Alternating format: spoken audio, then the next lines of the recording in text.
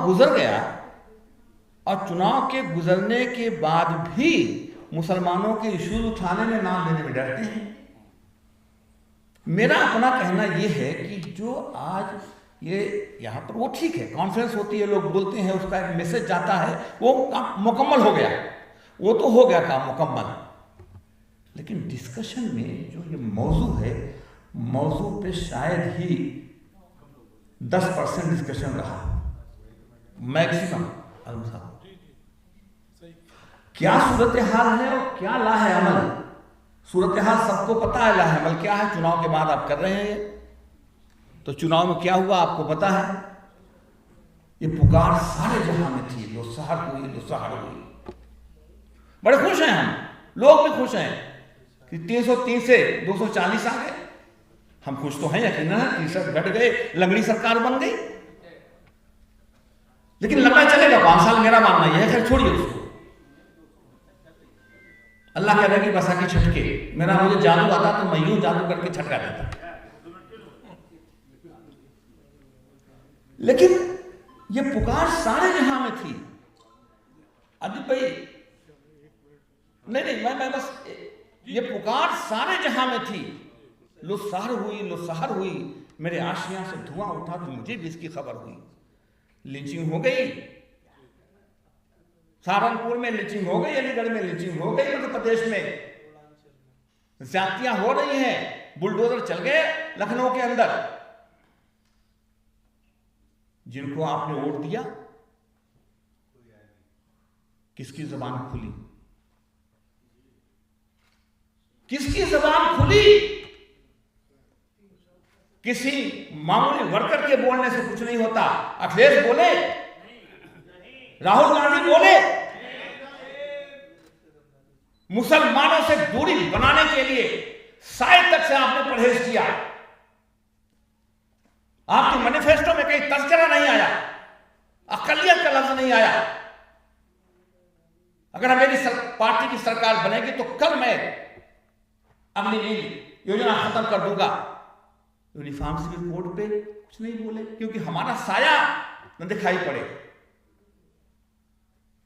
इसलिए नहीं बोले। सीए पे नहीं बोले, वो तो कहते रहे डकार करके आएंगे तो नाफिज करेंगे।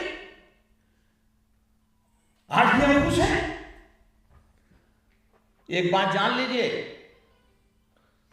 तकदीर के काजी का फतवा है अज़ल से, है जुर्म ज़ईफ़ी की सजा मर्ग मुफाजात। और हमारे हिंदू भाई यहाँ हैं, विनय मानस जलधि जड़ गए 3 दिन बीत, बोले राम सुकोप तब लक्ष्मण बाण सुधारिए, बिन भय होत न पीड़ी। एक तस्कर आया था, हमारे एक मेंबर पार्लियामेंट कह के गए। मैं अपनी बात खत्म करता हूं, मुझे वक्त का पूरा एहसास है कि हमारे वोट के रेलेवेंस का पता चल गया, हमने ये कर दिखाया। मैं इससे पूरी तरह इख्तिलाफ करता हूं। अभी तक मुलायम सिंह ये कहते थे कि मुसलमान जाएगा कहां। ये बात लालू प्रसाद कहते थे कि मुसलमान जाएगा कहां। अब कांग्रेसी भी ये कह रहे हैं कि मुसलमान जाएगा कहां। इनकी परवाह कौन करता है? आपको खौफ पैदा करना पड़ेगा। हम काले चोर को देंगे, तुम्हें नहीं देंगे। बीजेपी हमको गोलियां नहीं मरवा देंगी। बीजेपी जो कर सकती है, जो उसकी सरकार हमारे खिलाफ कर सकती है, जो जहर कर सकती है, जो ज्यादतियां कर सकती है, कर रही है। हमको खड़े होकर गोली मरवा देंगे। एक बार खौफ व हरास, माफ कीजिएगा,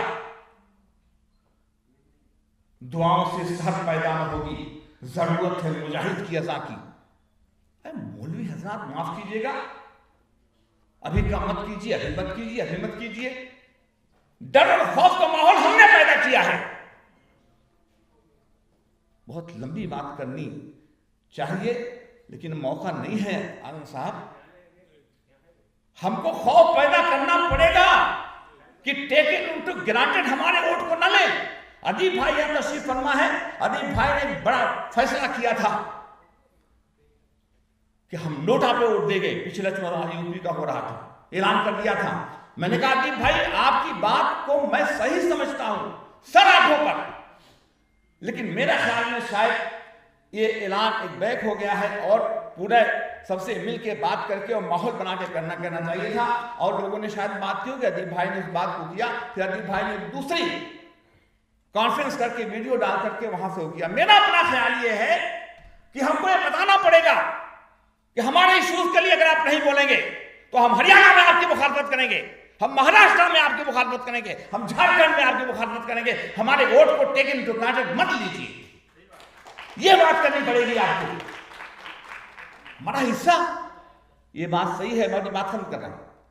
ये बात सही है कि जब टिकट दिया जाता है तो जो पहली प्रायोरिटी होती है कौन जीत सकता है, उसमें थोड़ा मोड़ा बेईमानी भी होती है।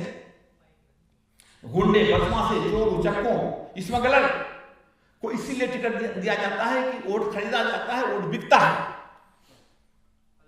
ये काम कर लेंगे, इसलिए उनको किया जाता है। इसलिए आपने कम टिकट दिए, 59 सीटें लड़े आप। यूपी के अंदर 4 मुसलमान को दिया था, 5वां भी तो जीत सकता था, सिटिंग एमपी था, मुरादाबाद से टिकट काट दिया आपने। कितना हिस्सा होता है? 1 यादव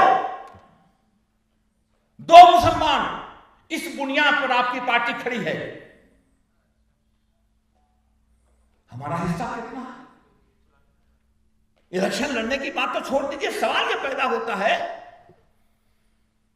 इलेक्शन खत्म हो गया, वोट की बात खत्म हो गई, हमारे कितने परसेंट हैं, ऑर्गेनाइजेशन में हमारा क्या हिस्सा है, एमएलसी में हमारे कितने जाएंगे।